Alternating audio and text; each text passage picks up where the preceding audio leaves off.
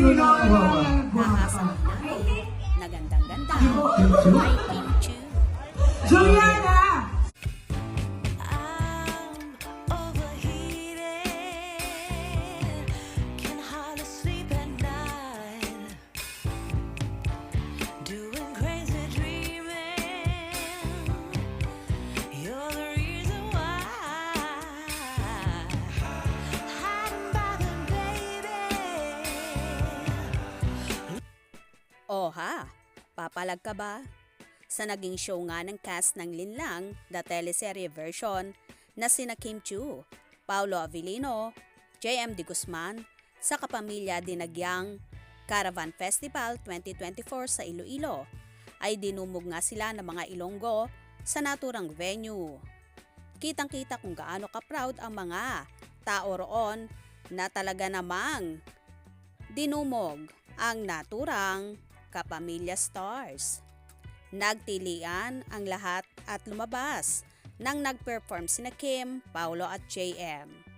Sa naturang show na yon ay live na inamin at tahasang sinabi ni Paulo na maganda raw si Kimi kung saan tinanong niya pa ang mga audience.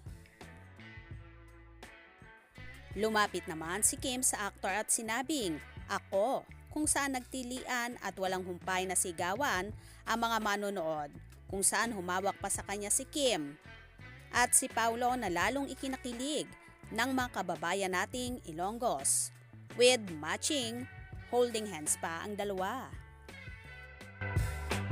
Sino na gwapa?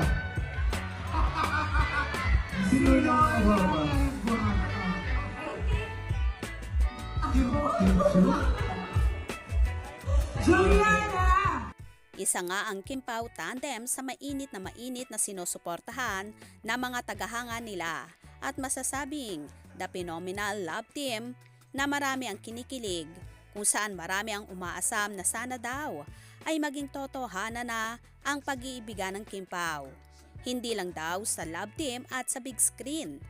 Kitang-kita naman ang sweetness ng dalawa na palaging magkatabi sa upuan or kahit nga sa tent ay magkasama pa rin sila.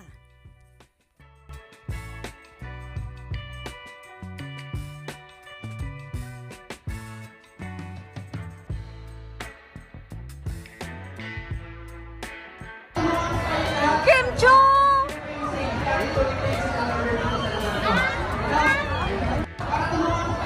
Kim Chu!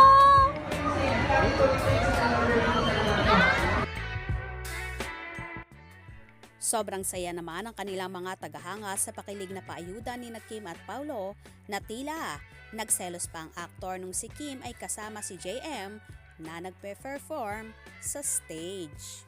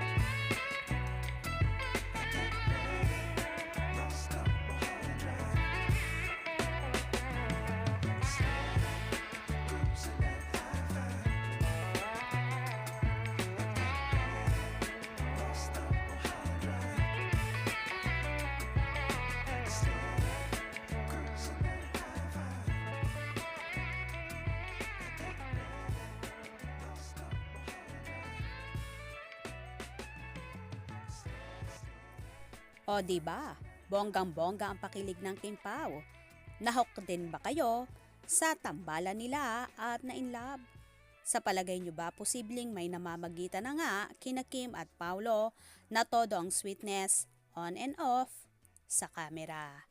Kaya naman tumutok at wag na wag pahuhuli sa mga maiinit na kaganapan. Anong inyong magiging reaction sa bidyong ito? Comment below.